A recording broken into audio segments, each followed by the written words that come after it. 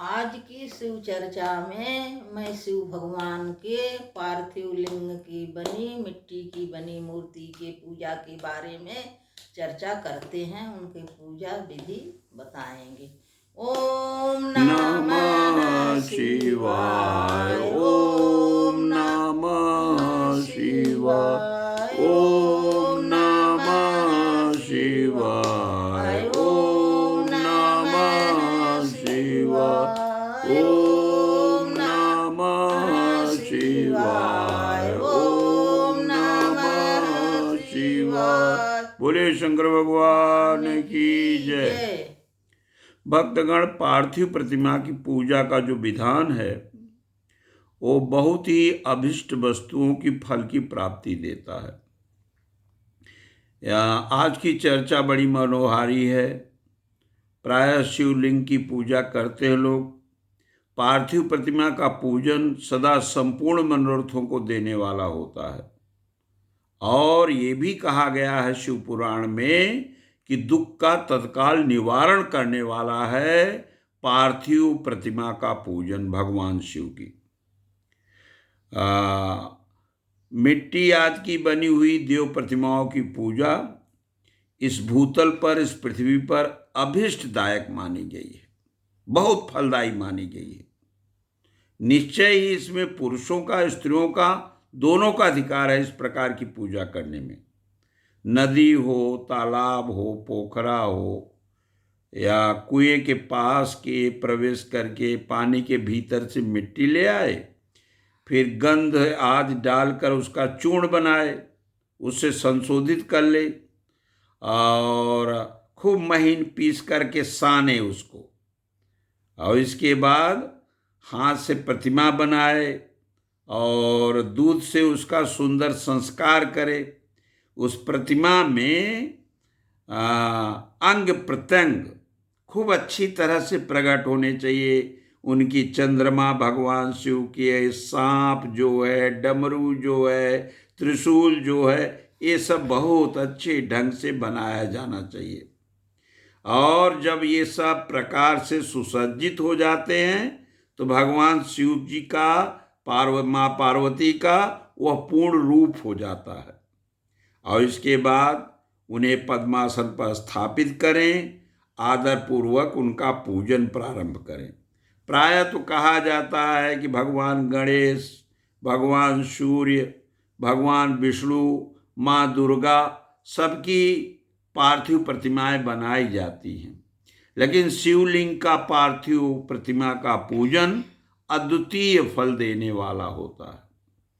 16 प्रकार से षोडशोपचार से भगवान शिव का पूजन करना चाहिए और हर प्रकार का सुख, हर प्रकार का आनंद देने वाला यह पूजा होती है। भगवान शिव की प्रतिमा जब स्थापित करें मिट्टी से बनाकर पार्थिव प्रतिमा, तो 16 उपचारों से उसका पूजन प्रारंभ करें। पुष्प से, माला फूल से उसका प्रोक्षण करें, मंत्र पूर्वक, पाठ पूर्वक उसका अभिषेक करें, अगहनी के चावल से नैवेद्य तैयार करें। कहा तो ये जाता है कि घर बनाए हैं तो केवल पाव भर नैवेद्य की जरूरत है पार्थिव पूजन के लिए, पार्थिव प्रतिमा के पूजन के लिए। और अगर इस शिवलिंग की स्थापना आप कहीं बाहर किए हैं तो शेर भर नैवेद्य चाहिए कम से कम, ऐसा लोग मानते हैं। अगर कोई ऋषि, कोई पंडित या कोई और संत महात्मा से आपने शिवलिंग की स्थापना कराई है, प्रतिमा बनवाई है, तो 5 शेर नैवेद्य की व्यवस्था करनी चाहिए और ऐसा करने पर पूर्ण फल की प्राप्ति होती है। ऐसा पुराण में, शिव पुराण में ऐसा इसका वर्णन है। और इस तरह से 16 उपचारों द्वारा भगवान शिव की पूजा उपासना करनी चाहिए। 12 अंगुल चौड़ा, इससे दूना और 1 अंगुल अधिक अर्थात 25 अंगुल लंबा था, 15 अंगुल चौड़ा जो लोहे या लकड़ी का बना हुआ पात्र होता है उसे विद्वान पुरुष शिव कहते हैं। और उसका 8वां भाग प्रस्थ कहलाता है। प्रस्थ जो 4 कुंडों के बराबर माना गया है। मनुष्य द्वारा स्थापित शिवलिंग के लिए 10 प्रस्थ, ऋषियों या मुनियों या संत पंडितों द्वारा स्थापित शिवलिंग के लिए 100 प्रस्थ, और अगर शिवलिंग स्वयं है, किसी मंदिर इत्यादि में स्थापित है, सहस्त्र प्रस्थ नैवेद्य निवेदन करने की व्यवस्था है।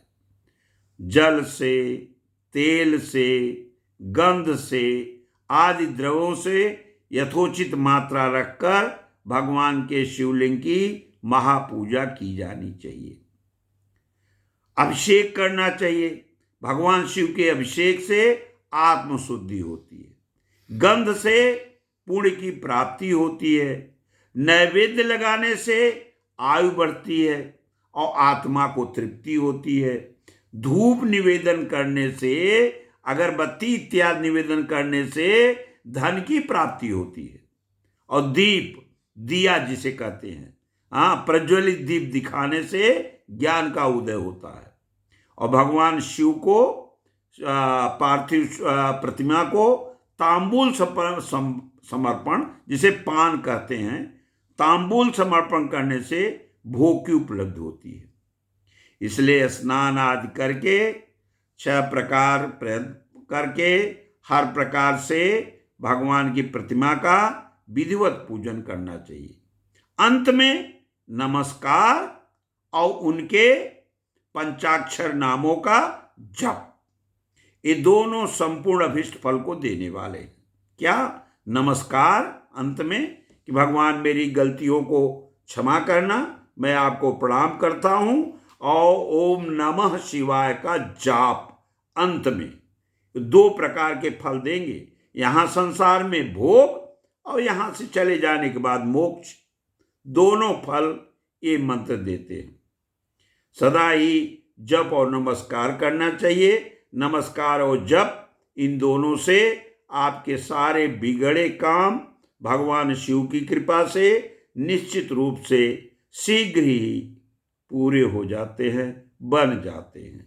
ऐसा शिव पुराण में वर्णित है। बोले शंकर भगवान की जय।